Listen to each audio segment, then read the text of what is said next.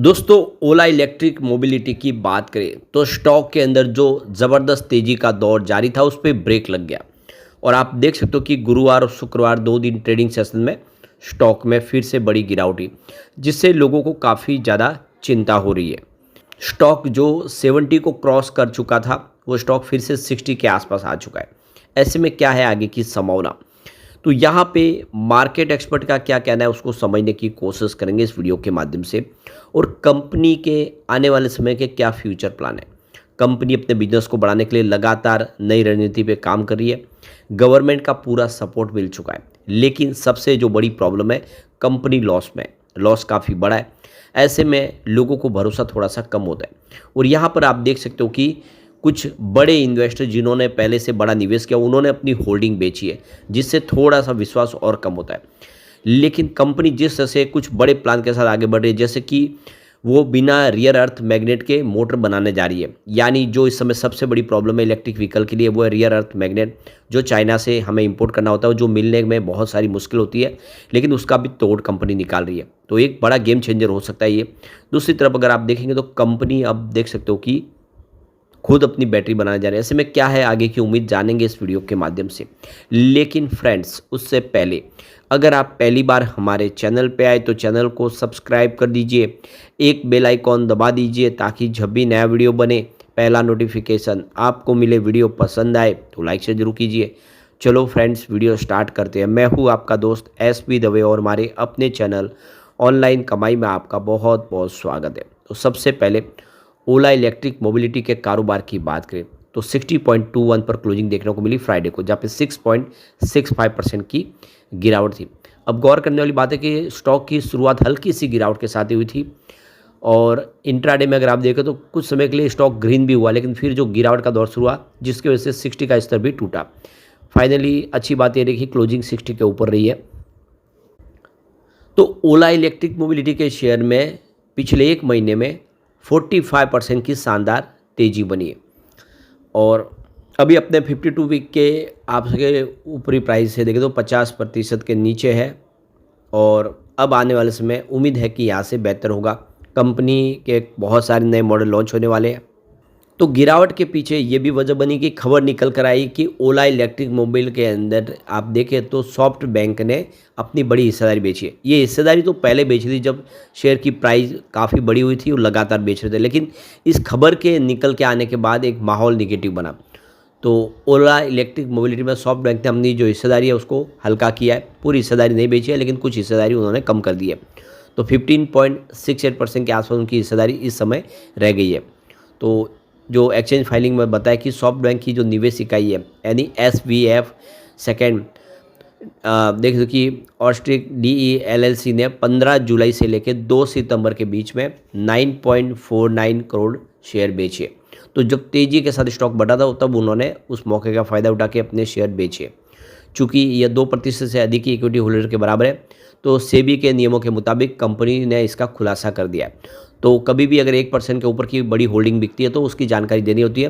तो जो रूल्स के तहत यहाँ पे जानकारी दी गई है कि कंपनी ने अंदर जो आप देख सकते हो कि सॉफ्ट बैंक ने अपनी 2% हिस्सेदारी कम कर ली है। तो इस बिक्री से पहले सॉफ्ट बैंक के पास कंपनी के 78.66 करोड़ शेयर थे, जो कंपनी के अंदर उनकी 17.83% की हिस्सेदारी के बराबर थी। लेकिन अब वो हिस्सेदारी घट के 15.68% के आसपास आ चुकी है।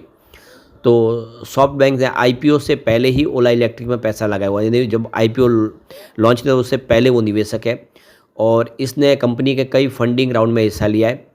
अब इसने अपनी हिस्सेदारी थोड़ी हल्की की है, लेकिन जापान की निवेश कंपनी अभी भी ओला इलेक्ट्रिक के बड़े इंस्टीट्यूशनल शेयर होल्डर के बीच में शुमार है। तो ओला इलेक्ट्रिक के शेयरों में बिकवाली के पीछे जो वजह बनी, सॉफ्ट बैंक की बिकवाली। तो लेकिन पिछले कुछ समय से इनके शेयरों में जोरदार तेज़ी का और माहौल था, और फिर ये बिकवाली हुई, प्रॉफिट बुकिंग भी हावी हो गई। पिछले कुछ समय से इसके शेयरों में काफ़ी फैक्टर्स प्रभावित करे थे। करीब 3 सप्ताह में करीब 80% के आसपास की तेज़ी देखने को मिली, और 2 कारोबारी दिनों में 14% ऊपर के लेवल से टूट गया। तो सुस्त मांग और बढ़ते कंपटीशन के चलते इसके शेयरों पे दबाव बना हुआ है। हालांकि कुछ समय पहले इसके शेयरों में तेज़ी का रुझान इसलिए आया था क्योंकि कंपनी ने 26 अगस्त को ऐलान किया था कि उसे जैन 3 स्कूटर पोर्टफोलियो के लिए PLI सर्टिफिकेट मिल गया है। जैन 3 स्कूटर्स के लिए ये कितना अहम है इसका अंदाज़ा इस बात से लगा सकते हैं कि ओवरऑल जो वॉल्यूम है उसमें 56% की उनकी हिस्सेदारी है। तो बिल्कुल सरकार की तरफ से जो इंसेंटिव मिलेगा उसका फ़ायदा देखने को मिला, जिसकी वजह से शेयर की प्राइस बढ़ी। अब इसके बीच में जो अच्छी गुड न्यूज़ निकल के आ रही है कि ग्लोबल ब्रोकरेज फर्म गोल्डमैन सैक्स ने यहाँ पे ओला इलेक्ट्रिक मोबिलिटी को लेकर अपनी जो राय है वो बुलिश रखी है। उनके हिसाब से कंपनी जिस तरह से तेज़ी से अपने कारोबार को लेकर जो दृष्टिकोण अपना रही है, जो फैसले कर रही है, वो इसको विकास की रणनीति को और आगे बढ़ा रही है और कंपनी आने वाले समय कुछ बेहतर करेगी।